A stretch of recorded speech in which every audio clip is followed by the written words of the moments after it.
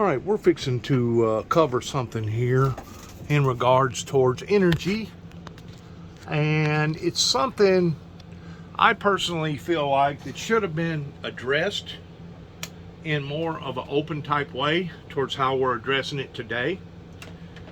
But you know, they claim hindsight is always better than foresight, but it's only just been within the past, I guess, within the past year and a half to 2 years, basically since Biden become president, in reaching out towards the Green New Deal, and by other countries recognizing that this global crisis that we're all in is in fact real. It's displacing weather patterns all over the planet. Some places that used to be cold are now hot. Some places that used to be hot are now cold. Some places that used to be wet are now dry. Some places that are dry are now wet. Instead of it just raining a half an inch or a shower, we get basically a downpour, and we're seeing extreme tornadoes, harsh tornadoes that staying on the ground for long periods of time. We're being bombarded by a lot of hurricanes coming out of the Gulf. We're seeing California and Oregon and places like that go through summer months towards heat domes, to the degree that right now the water supply area up there is about half, if not 2/3 gone. That probably, if they had another harsh summer within the next 3 summers from now, they would sure enough be in trouble. Some of their reservoirs may actually dry up. We've seen places up in Canada get extremely hot. We've seen places up in Alaska get extremely hot. So there's no doubt what mankind is doing to the world is changing our world drastically, and it's going to make the world basically an uninhabitable place to live in if we don't reverse this and change it immediately. Okay, all of a sudden, a lot of attention has been placed upon energy pertaining to oil. I believe, looking at it from a military perspective, the reason why that we have been buyers of all these other oils is primarily because A, we could get it cheaper, and B, why not use up all their oil reserves versus using up our own?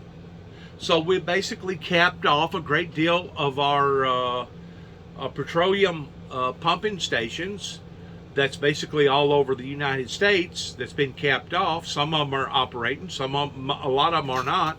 Until just within the past 2 or 3 days, our president, Mr. Biden, has made it. He's mandated some sort of a fine that if you have a pump that has oil and you can be pumping crude oil out of the ground and you're not doing it, you can actually stand to be fined. Now, I don't know how far that's going to go. I don't know where we're going to go with the pipeline that Biden supposedly shut down towards being able to comfort some of the financial prices in regards towards oil becoming so high. But once more, if these issues, if these subject matters would have been addressed properly 30 plus years ago, and of course, whenever you look at what Al Gore tried to bring to the table, he was basically scorned, ridiculed, made fun of, and judged because of him being concerned about the environment, to the degree that it cost the Democrats an election during the time that Al Gore run. His own state here in Tennessee didn't want to hold him up because the elders, the older people, the adults, the baby boomers thought that he'd lost his mind. Okay? Now all of a sudden, all these subjects are coming up about oil and energy and alternative energy and etc. But I do want to make a comment towards whenever I was out in the state of Oklahoma City, Oklahoma, and around in that territory, I had never seen so many natural gas pumping stations that just about anybody and their brother could pull up to and fill up for about a third less than what ordinary petroleum was costing at that time. You come over here in this particular area where I live in Northwest Tennessee, you're lucky if you can find 2 or 3. I know of one pumping station down in Trenton. I think there might be one in Dyersburg, and there may be one in Union City, and I don't think there's one in Weakley County nowhere where you can pull up and fill your tank up pertaining to natural gas.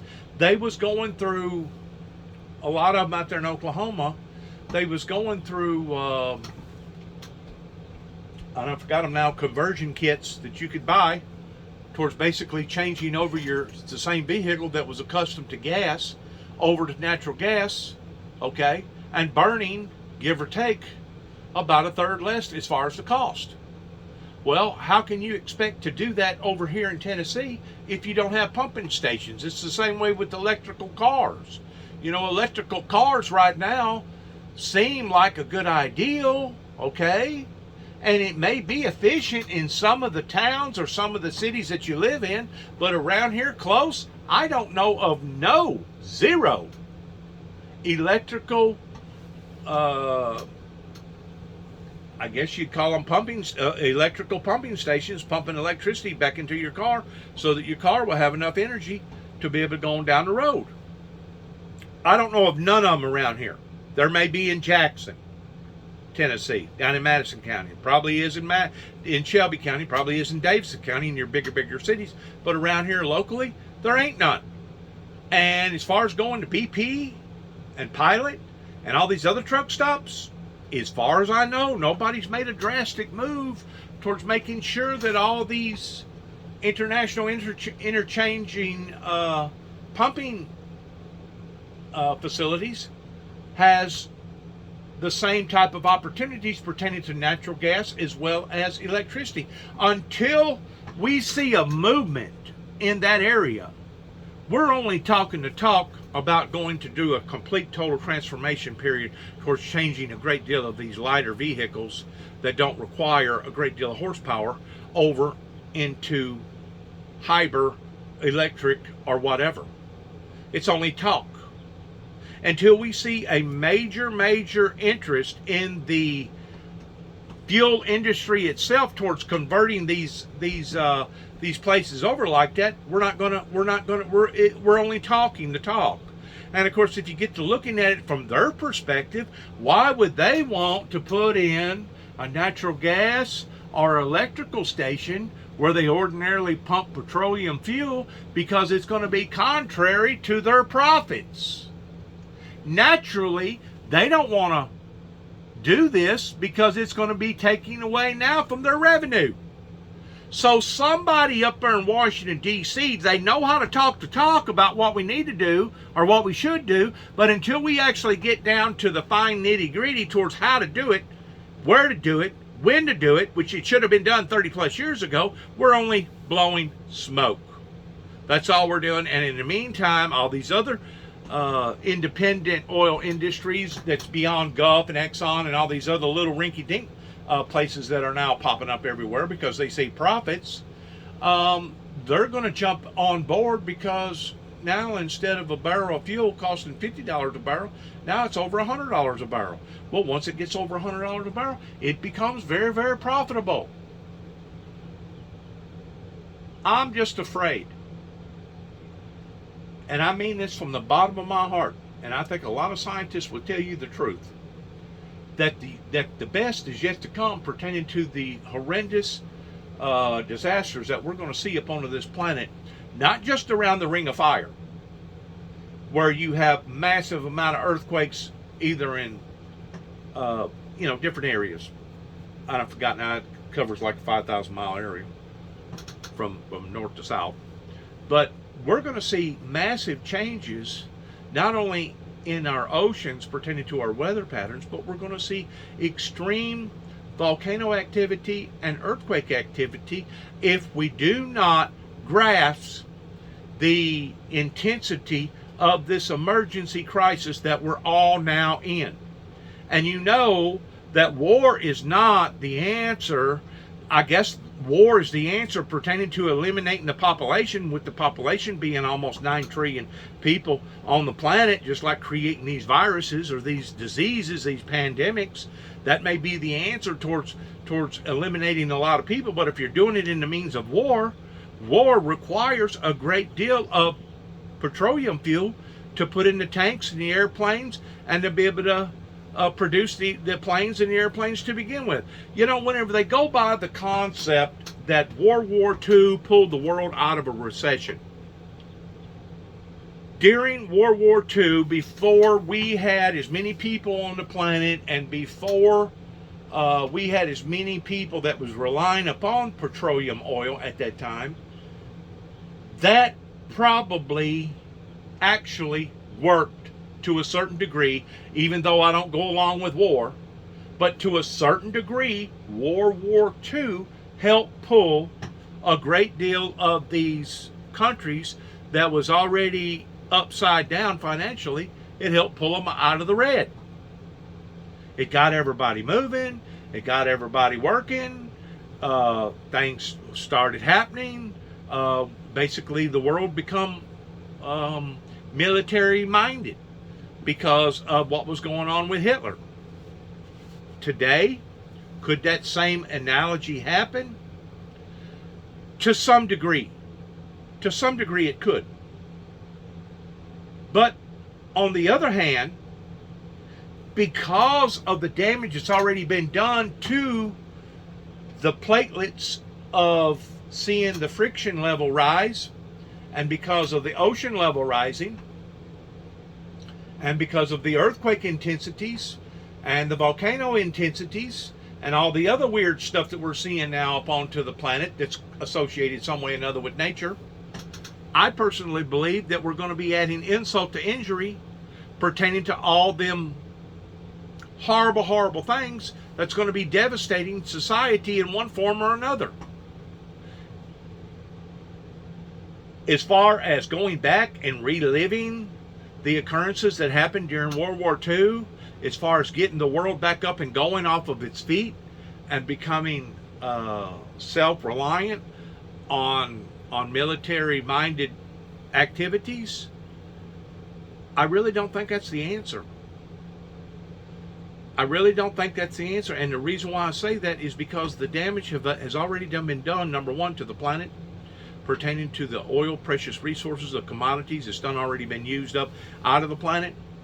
And also, I really don't think that's the answer, because whenever you're impoverishing communities and countries into stricken areas such as we're seeing right now in Ukraine, well, that doesn't just put a negative effect upon to the people in Ukraine and the people that lived in Ukraine, but now all those people that resorted into other areas, fleeing that death and destruction over in Poland and all those other countries, well, now you're putting strains upon their resources. People's got to let people in their homes. People's got to feed more people. You got to put up with more traffic. You know, your roads was only designed to manage this amount of people, and now all of a sudden you've added twice the amount of people on the same roads. So it's going to be a bad thing all the way around, because if a war breaks out, let's say it broke out in Poland, or let's say it broke out over in Germany or somewhere else, or even over in the Middle East somewhere, or even over in Tokyo, you're going to create a problem to all the pre-existing countries that's associated with that one country, because that's where the people are going to flee to. You're going to have refugees, just like all them refugees over there in Syria. They claim it's about 3 million people that basically are living in unhumane conditions. The answer to the problem is not war. The answer to the problem is for people to get their hearts and their lives right with God, number one. Number two, it's to divert over into alternative energies, regardless whether it's solar, battery, electric, or whatever, windmill energy. There's other types of energies out there that we haven't tapped into, I'm sure, other than nuclear, that scientists and some military agencies aren't willing to talk about right now. The answer to the problems is never destruction, tearing up what you already have, because it creates that much more problems added to the initial problem. This maniac that's on the loose right now pertaining to over in Russia, as far as I'm concerned, somebody needs to fry his ass, and they need to do it immediately. And it needs to be done by his own people that takes him out of power. Because there does need to be a regime change, unless everybody over there in Russia is for this war, and which I know that they're not, because they've been arresting hundreds of thousands of people that they've been telling everybody that they're going to stay in jail for 5 years or 10 years just for mentioning the word war, much less protesting against the war. So, somebody's going to have to feed all them people that's in jail. Now them people are no longer going to be productive in working. You know why? They're not going to be on assembly lines because they're going to be in jail. One problem adds to another problem that creates even a bigger problem. So war and the intensity of war is not, as far as I'm concerned, not the answer, and it has never been the answer. And there's no doubt, since all this stuff has come up about the greenhouse deal and energy and sources of energy, there's going to be certain companies, there's going to be certain countries that's going to take advantage of this, and they are going to rake it in, baby. It is going to be the time that they're going to look at towards saying, oh, wow, now we can sure enough price gouge. And until we get a handle on this on a global perspective, it's only going to create that much more havoc and that much more problems throughout the planet. I want you to listen to part of this. It's very interesting, pertaining to energy and climate, et cetera, et cetera, et cetera, because I found it to be very, very fascinating, and I believe that you will too. Thank you for listening. In on that action, taking some of Russia's market share away. You've got a president and NATO saying, Qatar, you should be the ones that are going to pump more and ship more over to Europe. That's not the answer. We need to build our infrastructure here. We need to build those export terminals. We need to get back underground and unlock those resources. But this administration won't do it. Yeah, and one of the arguments against it, Stephen, is that it would just take too long. I was just looking right now at the cost of an electric battery. It has rocketed higher. It was drifting down a little bit. Now it's back to a 6-year high. Probably goes higher because these minerals and materials come from Ukraine, absolutely, Russia, and not to even, people don't even want to talk about the child labor in parts of Africa to get the cobalt. How do we let the American public know that it's worthwhile investment? We don't know, you don't flip a switch per se, but it's a smart thing, because we're going to need fossil fuels for a few more decades, aren't we? Oh, absolutely. I mean, demand's only going one way at this point. Unfortunately, with this administration, they'd rather talk to terrorists. We're always going to need fossil fuels. We're always going to need fossil fuels in tractors and in tractor trucks and in airplanes and your bigger equipment that requires that type of horsepower. It's the smaller stuff. It's the rink-a-dink drivers out here. It's the teenagers. It's those that could be driving something a whole lot more economical, but they choose not to. Okay? They choose not to, and they become part of the gas-guzzling sucking effect that's sucking out the precious resources out of the planet. One problem creates another problem. We're always going to rely upon petroleum energy to some degree, even until the Lord comes back to gather up all his people pertaining to the end of the age. We're always going to be dependent upon a certain amount of petroleum oil and a certain amount of electricity and a certain amount of this and a certain amount of that. Where we have to be smart at is knowing how to fine-tune those needs towards deciding, okay, you're a teenager, you're only going to be driving to and fro and from, and you don't need a big 250 Ford truck or a Silverado truck that's all jacked up, that you just took the gas mileage from about 17 or 18, 19 mile to the gallon, now down to about a 10, 11, or 12 mile to the gallon. You don't need that type of transportation. You don't need that type of power, because you're not grabbing hold of let's say you was a cattle hauler and you was loading trailers and you was hauling stuff. You was a hauler going back and forth on the roads. You're not doing that. So you don't need that kind of horsepower. That's the part that I emphasized upon a few years ago whenever I put out some material. That it's a waste. It's a total waste. And what we're doing is creating havoc up onto the planet, because we're all going to suffer the consequences on account of us not getting on top of this, getting a handle on this, and taking care of it the way that it needs to be taken care of. I admit, 9 billion people on the planet is a lot of people to feed and take care of. I think it's almost 9 billion people on the planet. It's 3 times the amount of people today as what it was during World War II. I'll admit, there's a lot of people on the planet. And some of the methods that they used during World War II worked. But today, I really don't think they're going to work.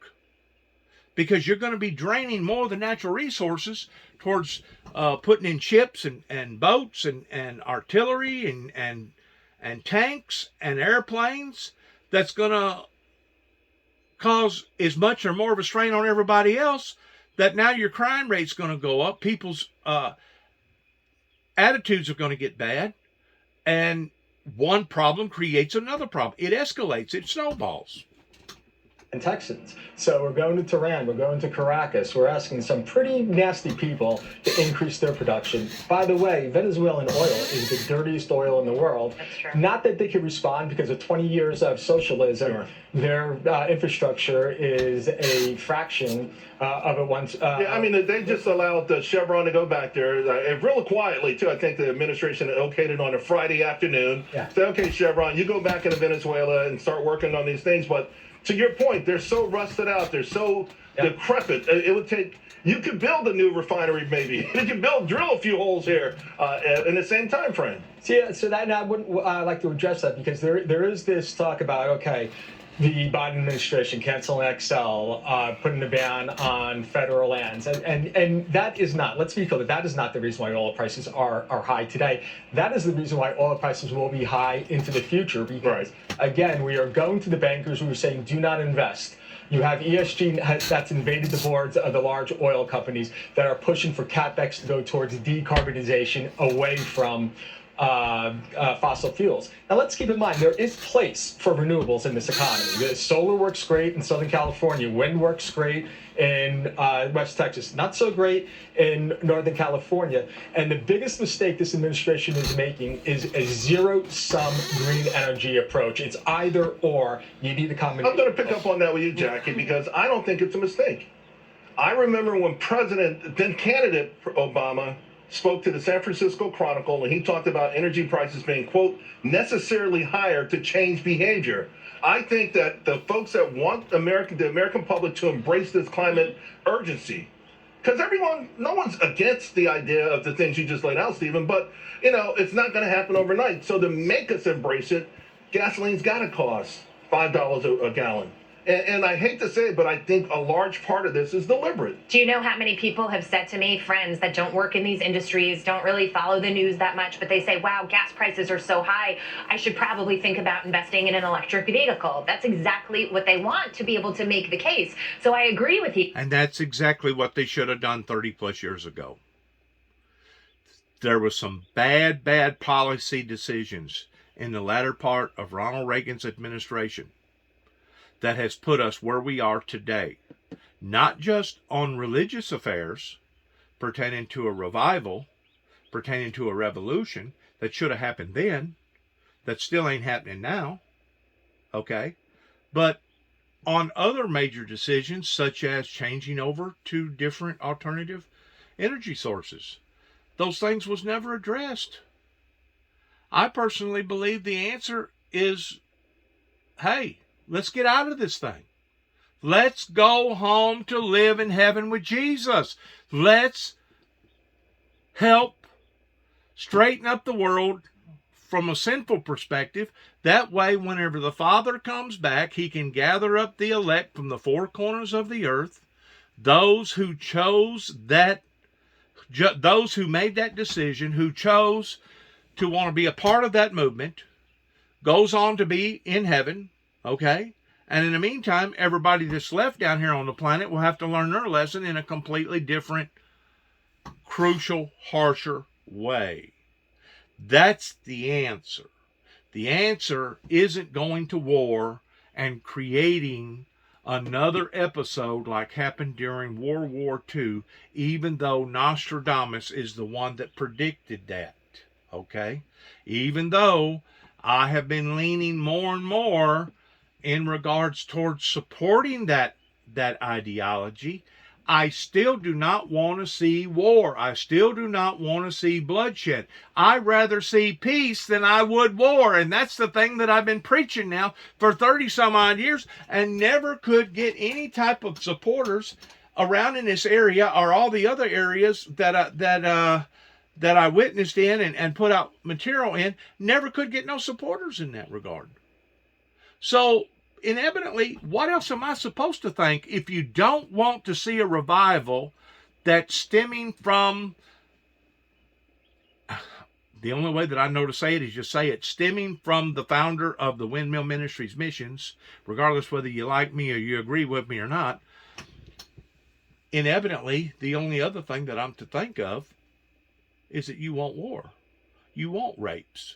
You want us to be trillions and trillions of dollars in debt.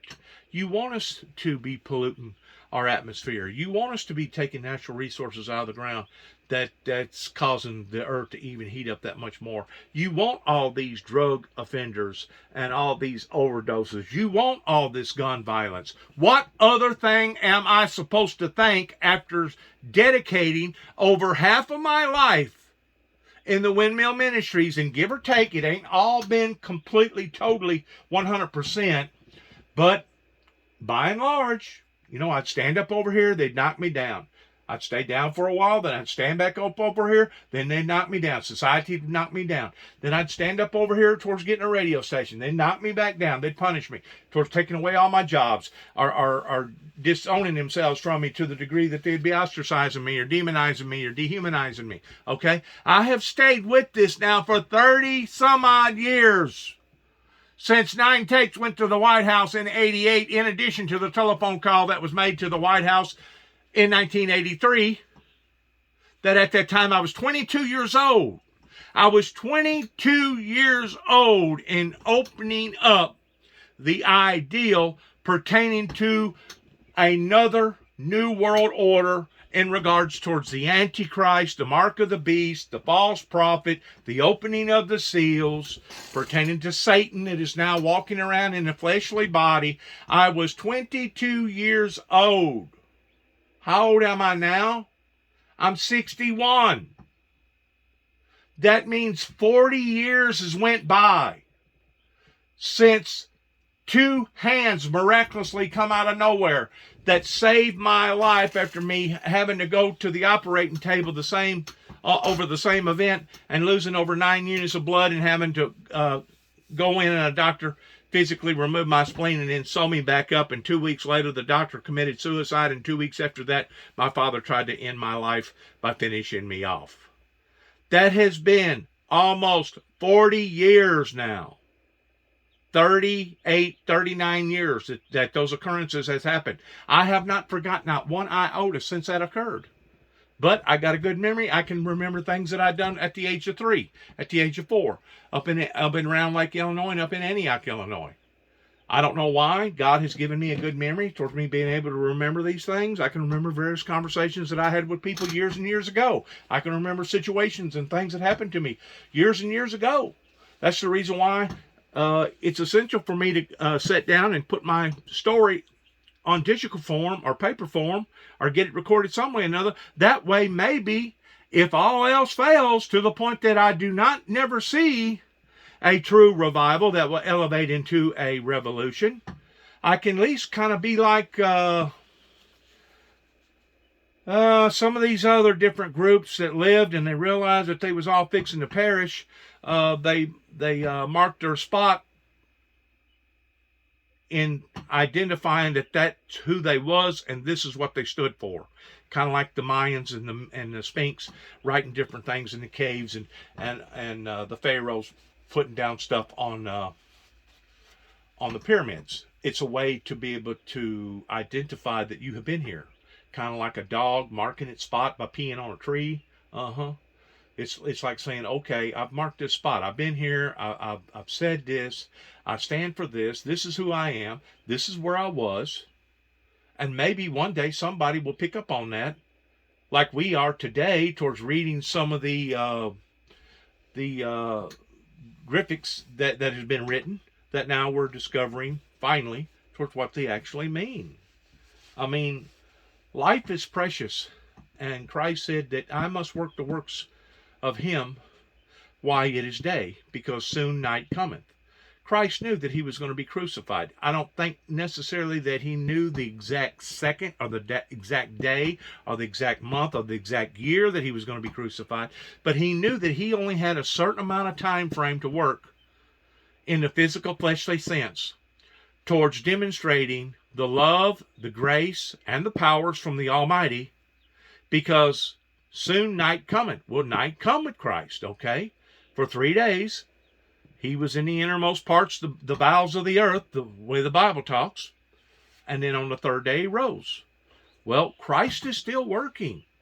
He's working with the Heavenly Father, and he's working with the Holy Spirit, because they're basically all three in one. But they have 3 different compartmentalizing. They all have 3 different positions, okay? He's still working. Probably more so today than what he ever has, because of the recording of all the books and all the knowledge pertaining to all the movies and stuff that's been written and produced pertaining to Christ and the crucifixion of Christ. He's working more so today than what he ever thought about working while he was living. But he's still living today. He's just living now in a supernatural sense, that he's still intertwining with various cultures and people. Just like the 2 hands that come out of nowhere. I guess everybody around here must have thought I'd done already lost my mind by telling everybody that these occurrences happened, that there was a great miracle that happened in my life. They didn't want to listen to it. They wasn't going to have it. They was not going to believe that my life was spared by God by a 1979 Buick Regal rolling over on top of me that should have cut me in half. And of course, whenever I got to telling them about me meeting Satan, the very person that I heard about, whenever, I think it was in 72 or 73, in an Assembly of God church up here in Sidonia, and I got to telling them that I had met this individual, towards him being Arabic descended from the Arab country, the Arab Spring or whatever, pertaining to the Saudis. And whenever I got to telling them about the supernatural events that happened towards me being able to see the throne room of God, and the tornado that went around my vehicle, went around my body, there in front of Victory Baptist Church on Highway 89, whenever I got to telling them about a crown of thorns that was placed upon my life, they sure enough thought I was loco. They sure enough thought I was crazy. They sure enough thought I was a liar. They sure enough thought that I was doing this for some sort of publicity stunt. They sure enough thought that I'd lost my mind. Okay? So I've stood up, I've got knocked down. I've stood up, I've got knocked down. I've got persecuted, and then I got knocked back down. I got persecuted, got knocked back down. This has went on now in my life for several years. This is not a fly-by-night thing. This is not a fad for me. This is what I have been indoctrinated with. Now, it's going to be up to the general public in whether or not they want to believe me or support me. Obviously, if they do believe me, they're not supporting me. If they're saying that they support me metaphorically, that ain't worth a nickel. That's like telling somebody, oh, I'm going to be praying for you. And they may pray for you once or twice, and they may not. But whenever it comes to them actually rolling up their sleeves and working with you, you don't see that. You don't see no full commitment. This is the very things that has put us where we are right now in peril. Bad, horrible things. The Bible says that in the last days, perilous times, we will be living in perilous times. That's the reason why we can't trust one another. That's the reason why we can't walk outside without worrying about something bad happening to us. That's the reason why we can't put our children on a school bus towards not knowing if they're going to return back or not.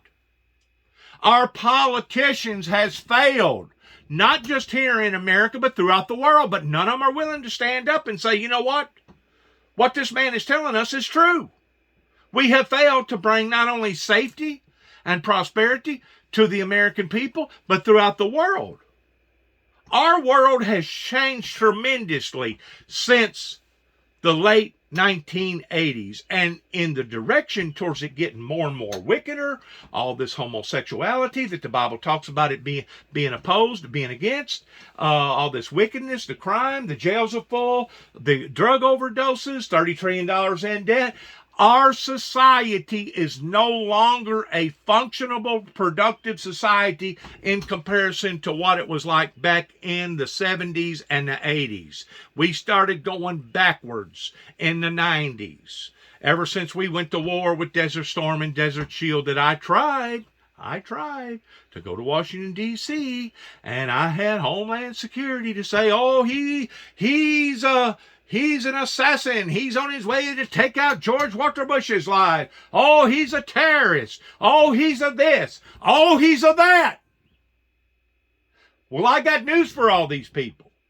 You can take all your little ideals and cram them up, you know what? Because you're going to be held accountable beginning right here in Kenton, Tennessee in 1983 with the townsmen over here in Kenton, Tennessee in Obion County.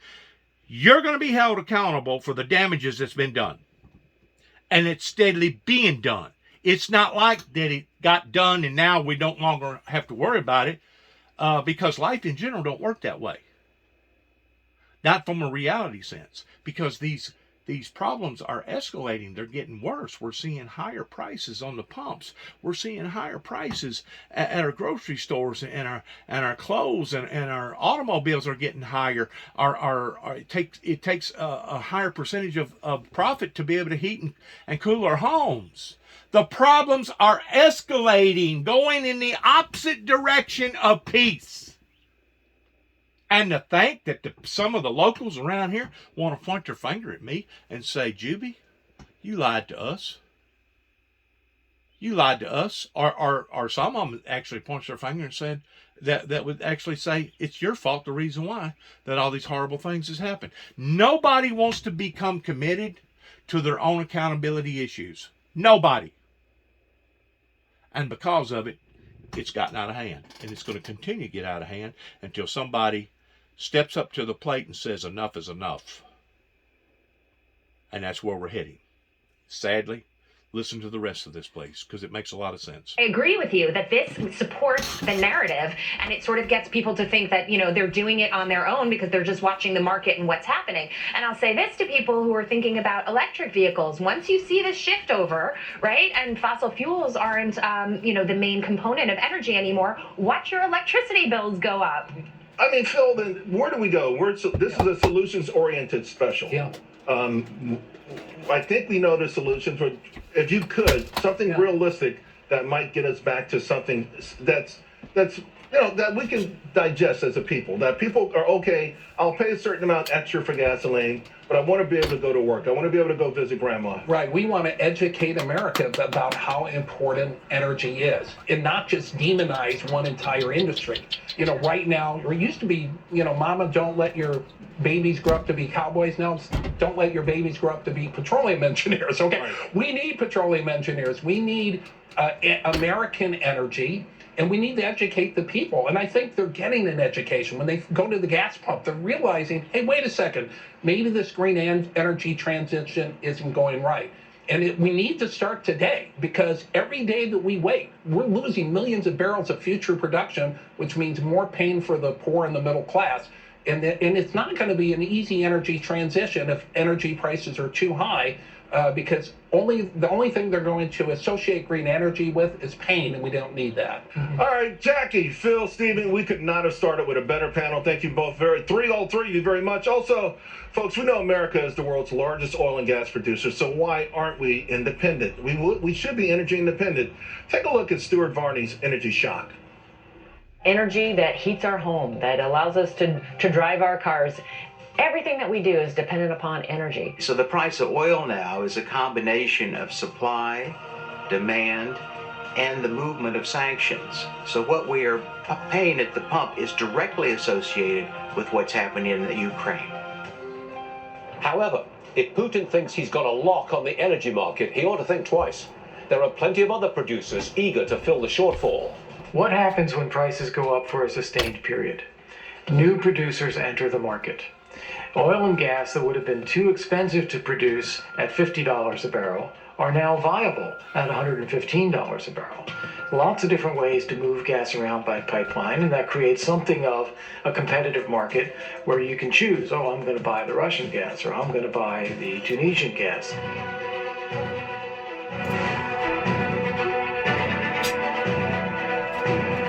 Fox Nation, it's the place to stream all your Fox favorites. Sign up now and dive into all the great content. It ought to be a given. The only way, the solution to this thing is getting our hearts and lives back with God and going back and doing our first works over again. And if we're not willing to do that, well, then we're going to see all kinds of complications. We're going to see problem on top of problem that's going to be concentrated in other problems. Please watch. Roy Rucci, Roy, great to see you. Thanks very much for having us here. Oh, welcome. Thank you. We appreciate you allowing us to broadcast from here. You've seen a huge move in the price of heating oil. You sell heating oil here. What have you seen? Well, over the past year, what our customers have seen actually is they're concerned about how high prices are, but even more so how fast they got there. In the past year, prices have been creeping up, but within the past month, since Ukraine happened, you've seen a huge surge in prices, and it's difficult for people to keep up. So tell me how you see it. Whose fault is it for this pain at the pump? It's a combination of many things, I guess. We're not producing in the United States what we can. I mean, we have the ability to take care of things ourselves. Renewable fuels are great. I mean, what we sell is biofuel, so it's a renewable fuel, and we should focus more on things like that. What are you hearing from your customers? Are you hearing a lot of pushback? The weather has been such that they have had to get the heating oil, heat their homes, and swallow the cost. Right. It's they're concerned, and they're wondering, more concerned about the uncertainty because, as I said, prices went up so fast and so high. And they're concerned about, well, where's it going to end? Is it going to, where's the ceiling? Is it going to be $6? Is it going to be $7? And it's hard to answer that question to our customers because honestly, I don't know. Well, I mean, you're getting the oil, buying it, then you've got to pass on the cost to the consumer. What kind of price increases have you been able to pass on because of the cost that you're swallowing? It's tough. At the beginning of the month, we get price notifications from our suppliers, and so at night we got a notification that prices were going up 20 cents a gallon. By the next morning, before our trucks even got there, there was another 30-cent increase. So within a 1-week period, our cost went up at almost $1.50 a gallon. And just to put it in perspective, normally on a given week, you may see a range of 2 to 5 cents a gallon increase or up or down. So, I mean, that just shows you how fast and how high. And it's hard to pass that on to customers because, it's happening so fast, but people are struggling. Roy, this is a family business, obviously. Rucci here. Have you seen the costs for your business to go up in the face of lots of efforts to tax oil companies and fee oil companies through executive order? There's always fees and regulations that we have to follow, and it's an added cost to. It's an unseen cost that many people don't realize. Not being in the business, but besides that, all of our trucks and they run on fuel, and that costs me just as much money as it does the average person to fill up the gas tank. Yeah, Roy, thank you. Fox Nation, it's the place to stream all your Fox favorites.